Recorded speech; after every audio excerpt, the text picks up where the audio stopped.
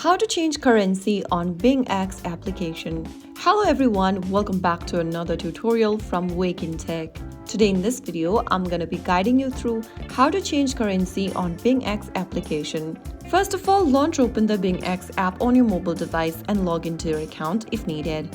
Once you're in the main homepage of Wake&Tech, go ahead and tap on your profile icon at the top left corner. From the expanded menu that appears on the screen, click on Preferences. Under Preferences, tap on Show Currency.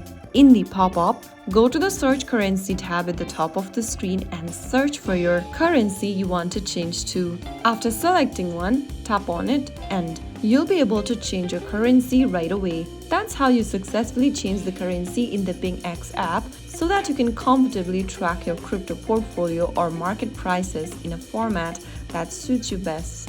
If you found the video helpful, don't forget to like, share and subscribe to our channel. I will be back again in the next episode. Thank you for watching.